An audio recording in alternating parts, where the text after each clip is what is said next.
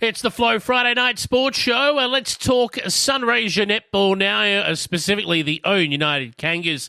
And whilst no matches last week and none this week, given the lockdown situation, we all know about it, we're going to talk to the head Kanga regardless. Caitlin Vine is on the line. How are you? I've been better, but we're here. It must be frustrating for you. I should make light of it because it'd have to be frustrating for you guys. For everyone involved in footy and netball at the moment across country Victoria, I know it's frustrating. It is really frustrating. I think it was really tough last year, but we didn't actually get into the season last year, so at least it was sort of just stopped before anything got too complicated. Whereas this year we went into the season just thinking we would have a normal year, so it's a bit of a low blow to have last weekend now this weekend off and lots of uncertainty. But, we just got to go with the flow and hope for the best, really. Yeah.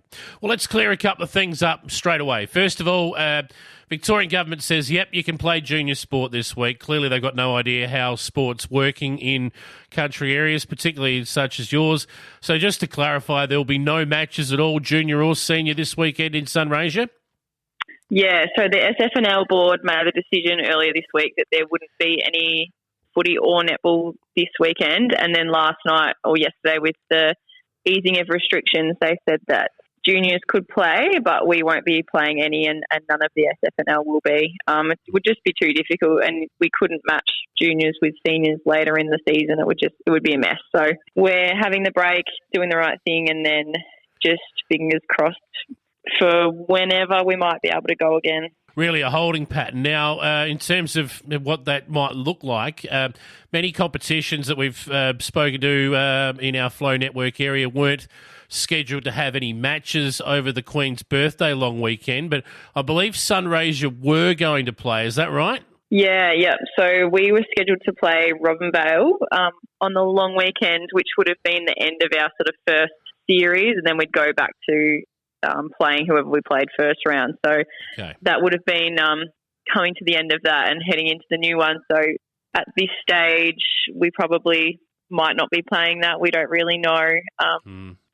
Was it an even fixture, Caitlin? Do you know, where was everyone due to play each other twice, or how does your fixture work there? Was it set up evenly or not?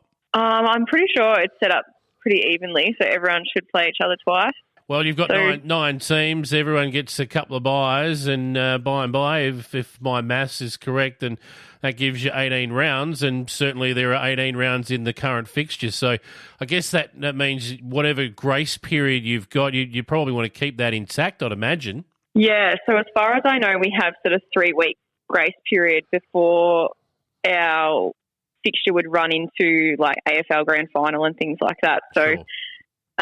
Realistically, we obviously can't play this weekend and we didn't play last weekend. If we can't play long weekend, we would either have to make sure we're playing the weekend after, or we would have to go back to the drawing board and work out something new.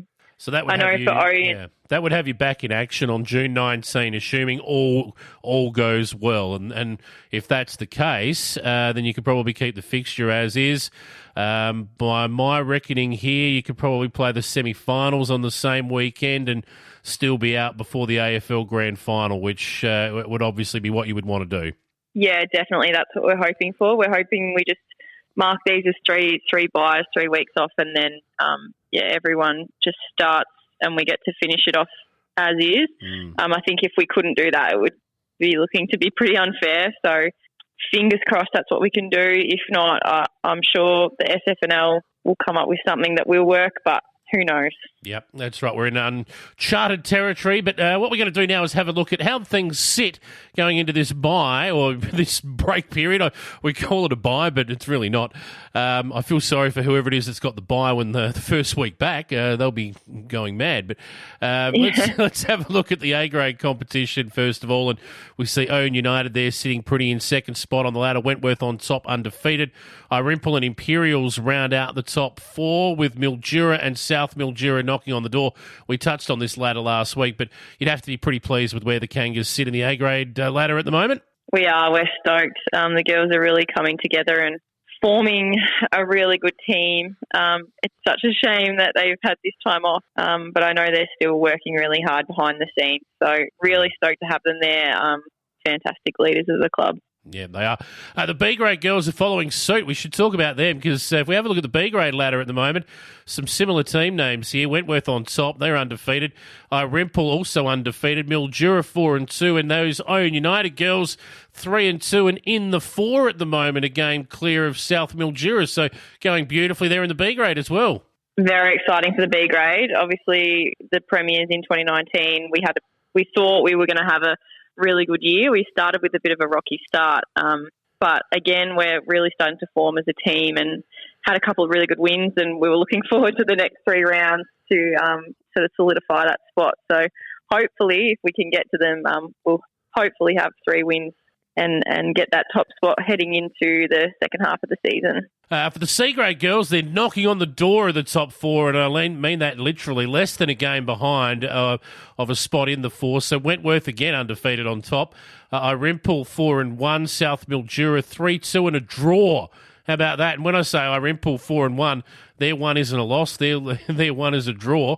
Robinvale have had a draw as well to be on 10 points, 2 wins and 3 losses. And the Kangas have played 1 less game, but are just outside the top 4 at the moment. So you'd have to be pretty confident about the chances of the C-grade getting in as well. Definitely. C-grade had a bit of a rocky start this season with lots of changes in their teams, ins and outs, and mixing up. So their coach, Maddie's done really well to keep up with all that, but they're really starting to find their spot and they've settled their team as well. So I've got no doubt that they'll pop up into the top 4 very soon. They're playing some really good netball. For C-grade netball, it looks fantastic. Yep. And the C Resies are in the 4 as well. So Rimple undefeated there. Wentworth, their club's only senior loss has happened in the C Resies. They're 4-1. Ouyen United 4-1.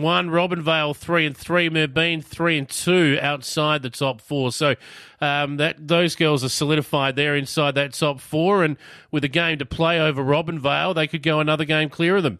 Yeah, definitely. C-Res are the underdogs this year. They had a really tough season in 2019, and this year they're just starring and they're having so much fun, which is awesome to see. So great to see them in the top 4, and I think once they get a game against Robinvale, they'll be looking pretty. It's interesting to see the repetitive teams in all of those top 4s. So there's definitely some strong groups. Most certainly is.